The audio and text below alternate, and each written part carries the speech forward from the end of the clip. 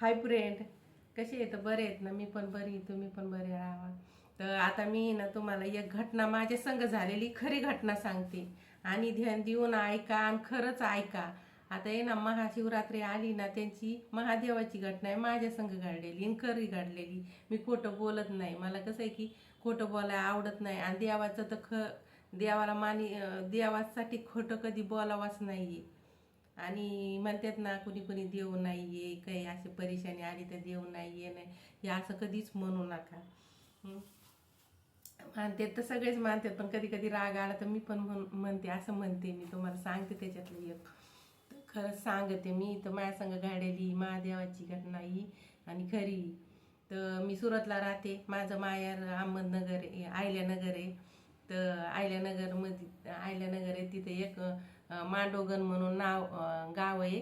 त्याला मांडव ऋषी म्हणतात गावाला. हा, त्या गावाला पण मांडवगणच म्हणतात आम्ही.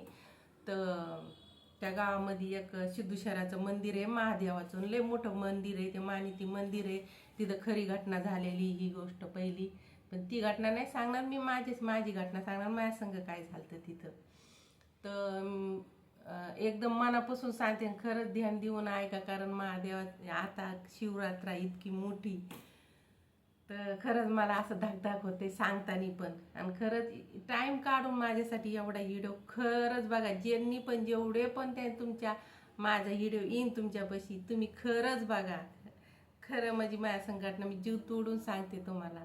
आणि माझं नवीन चॅनल आहे, फॉलो करा, लाईक करा, सबस्क्राईब करा. आणि असे नवीन चॅनल म्हणून मी खोटं बोलणार आहे. माझे आहे ना, मनातलं होतं. मी अजून माझ्या संग घटना झालेली मी अजून माझ्या घरच्यांना पण नाही सांगितली. म्हणजे माझ्या माहेरच्यांना नाही सांगितली, मी तुम्हाला सांगते. आणि माझ्या घरच्यांना सांगितली होती मी फक्त.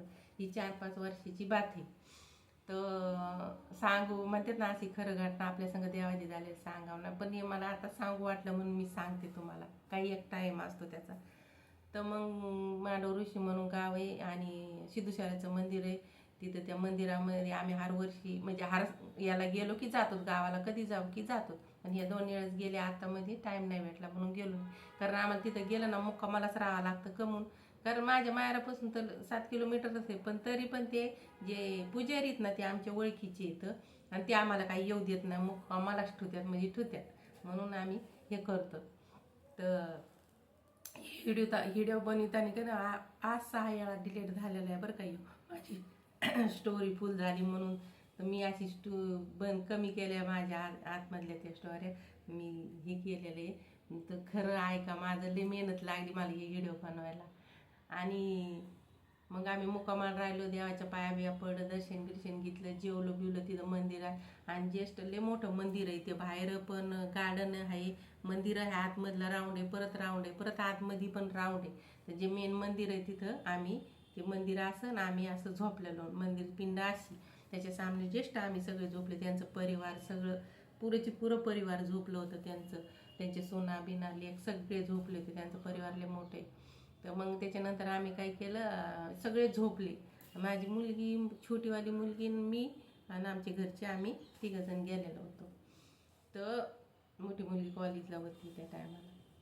तर मग आम्ही काय केलं, मला झोपच येईना. तर मी अशी 12, 12:15 झाले असे बघत पडले होते.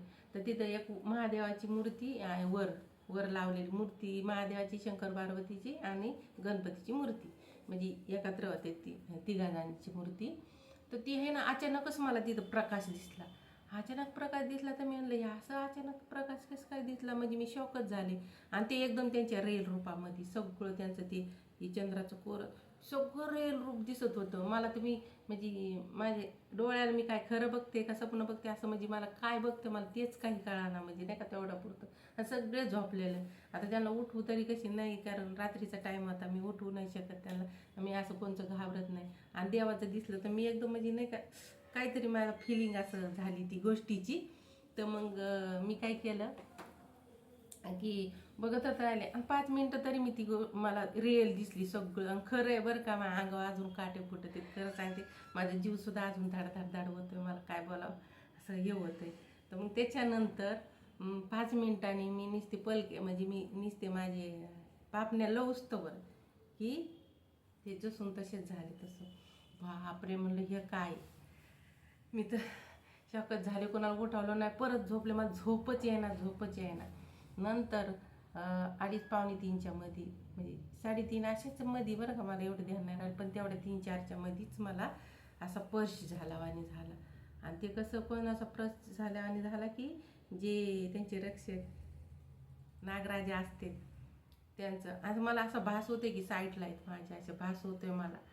पण कसं आहे, मी इतकी भिकड नाही म्हणून कोणत्या गोष्टीला, म्हणून मला पर्श झाल्यावानी होतंय, मला असं फील पण होतंय. मग मी तटकून उठून बसले.